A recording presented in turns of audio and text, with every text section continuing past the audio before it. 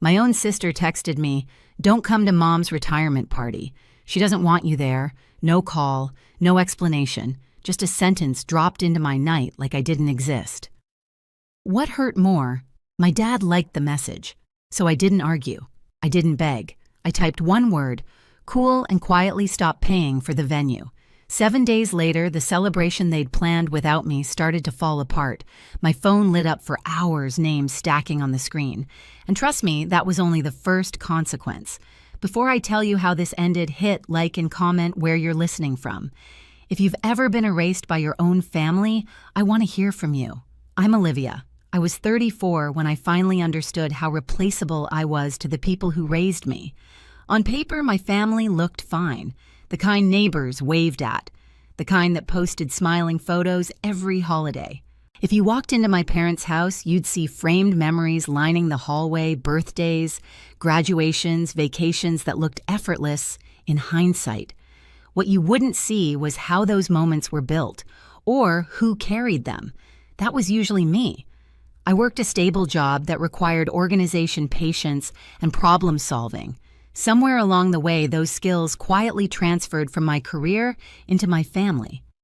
I became the one who booked things, paid things, smoothed things over. I didn't announce it. I didn't keep score. I just did it because someone had to. My mother liked things done properly. My father liked things peaceful. And my younger sister, well, she liked being celebrated. She was the loud one, the charming one. The one whose mistakes were always explained away as stress or passion or someone else's fault. Growing up, if something broke, I was asked why I wasn't more careful. If she broke it, we laughed and moved on. That dynamic never really changed. It just grew better dressed. When my mom announced she was retiring, everyone talked about how special it was. Decades of work, a milestone, a moment she deserved to enjoy. My sister talked about how big it should be. My dad talked about keeping things simple. And somehow, without a meeting or a plan, the responsibility landed in my lap. I didn't mind at first. I found a venue that felt warm, not flashy. I coordinated catering. My mom actually liked not just what looked good in photos. I handled the payments quietly the way I always did. Bills were just numbers to me, problems with solutions. I didn't expect a thank you. I never really had. What I did expect was to be there. There was a photo I kept thinking about while I planned everything. It was old, slightly faded. My mom and me in the kitchen when I was little. She was laughing mid-spin, apron crooked. I was holding onto her hands, off balance, smiling like nothing could go wrong. I held on to that image more than I realized. Maybe part of me thought this party was a way back to that version of us. The night my sister texted me all of that cracked. Not shattered, cracked. Because when someone tells you not to come to a celebration, you built it. Forces a question you've been avoiding your whole life. Was I family? Or was I just useful? That question stayed with me long after I set my phone down, and it followed me straight into the days that came next. The message came late, the kind of hour where nothing good ever arrives. I was at home, shoes kicked off near the door, the room lit by a single lamp I'd forgotten to turn off. My phone buzzed once on the coffee table. I didn't rush to it. I never did anymore. Most nights it was just noise group chats. I muted reminders I already knew by heart. Then I saw my sister's name. The text was short. No greeting. No softening the blow. "Don't come to mom's retirement party. She doesn't want you there." I stared at the screen longer than I want to admit, long enough for my brain to search for context that wasn't there. A joke. A misunderstanding. Anything that made it make sense. My sister had always spoken bluntly, but this wasn't blunt. It was surgical. Before I could respond, another line appeared. Dad liked the message. That tiny detail hit harder than the words themselves. My father had always claimed neutrality. He believed staying quiet was the same as staying kind. Growing up, he'd sit at the end of the table while arguments unfolded, nodding occasionally, offering nothing that might disturb the balance. I used to think that meant he was fair. Now I understood it meant he was comfortable letting other people take the damage. I set the phone down. My chest felt tight, not with panic, but with something colder, the kind of clarity that arrives when denial finally gives up. I didn't cry. I didn't pace. I didn't draft a paragraph defending myself. I typed one word, cool. That was it. Then I opened my laptop. The venue confirmation email was still open from earlier that day. I'd been checking details, making sure everything was set. Without hesitation, I started undoing what I'd built, one cancellation at a time. Each click was quiet, clean, the kind of efficiency I was known for. The payments didn't fight back. The bills didn't argue. They just disappeared one by one like they'd never belonged there in the first place. What surprised me most was how calm I felt. The next morning, I waited for something, an apology, a call, even an awkward explanation. None came. The silence stretched through the day and into the next. It was the kind of silence that answers questions without saying a word. They weren't confused. They weren't conflicted. They were simply assuming I'd fall back into place. A few days later, messages started trickling in. My sister accusing me of being dramatic. My mom asking why things weren't moving forward. No one asked how I was. No one acknowledged what had been said to me. They spoke like the problem wasn't what they'd done, but that I'd stopped fixing it. That's when the shift happened. Not loud, not sudden, just a quiet realization settling in my chest. If I kept stepping back into the role they'd assigned me, this would never end. There would always be another event, another bill, another line crossed, explained away as family. And for the first time, I didn't rush to close the gap. I let it stay open, because something told me this wasn't the worst thing they were going to do. And I was right. The day of the party arrived without ceremony. I woke up early out of habit, my body still wired to solve problems that were no longer mine. For a moment, I reached for my phone, then stopped. There was nothing I needed to check. No schedules to confirm, no last-minute fixes to make. Instead of driving toward my parents' house, I went in the opposite direction. I spent the morning in a quiet corner of the city, somewhere neutral, where no one knew my family name. The air felt lighter there, like I was borrowing a life that didn't expect anything from me. My phone stayed face down on the table beside me. I didn't need to look to know what was happening. I could picture it clearly. People arriving confused. My sister scrambling. My mom smiling too hard, pretending this was exactly how she wanted it. The kind of chaos that only shows up when the person who holds everything together quietly steps away. Mid-afternoon, a message came through from a cousin. No commentary, just a photo. The celebration had been moved to the garage. Folding chairs lined up unevenly. A banner drooped against the wall, the letters curling at the edges like they'd given up halfway through. Half the guests I'd personally followed up with weren't there. Probably assumed the whole thing had been canceled. My sister stood near the center holding a store-bought cake like proof she'd tried. Her expression wasn't proud. It was tight, calculating. I turned my phone off. That evening, the calls started. My sister first, her voice sharp, accusing me of ruining everything. My mom after that, demanding an explanation, as if confusion had suddenly become her language. Even my dad tried once, leaving a voicemail that said a lot, without actually saying anything. No one asked why I'd been hurt. They only wanted to know why things weren't working. A few days later, my sister texted like nothing had happened. There was a family dinner planned. I should stop acting childish. Come back. Fix it. I didn't reply. Not long after, I had a work trip scheduled, just a few days out of town. Against my better judgment, I reached out to my parents and asked if they could watch my dog while I was gone. He loved their yard. I told myself it was temporary, controlled, safe. When I returned, something felt wrong immediately. No barking, no nails clicking against the floor. No familiar weight leaning against my legs. My mom opened the door alone. She wouldn't meet my eyes. "He's gone," she said. For a second, I thought she meant he'd run off, that there'd been an accident. My chest tightened. Then she added casually, "Your sister took care of it." The words didn't land right. Took care of it? How? She sighed, already irritated. She found him a new home. Someone who needed him more. That was the moment everything shifted. This wasn't about a party anymore. This wasn't about hurt feelings or misunderstandings. They hadn't just erased me. They'd crossed a line they couldn't walk back. And for the first time, I wasn't thinking about how to keep the peace. I was thinking about how to protect myself. I didn't raise my voice when my mom said it. She found him a new home. The sentence floated in the space between us like it was normal. Like it didn't rearrange something fundamental inside my chest.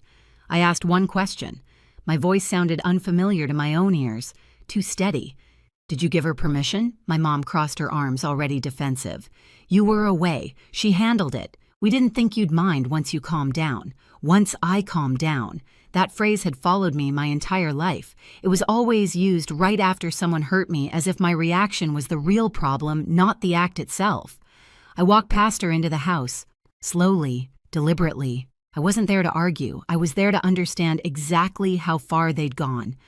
My sister's things were still everywhere. Shoes by the door, a jacket tossed over a chair. Proof she moved through this house with complete ownership, like it belonged to her.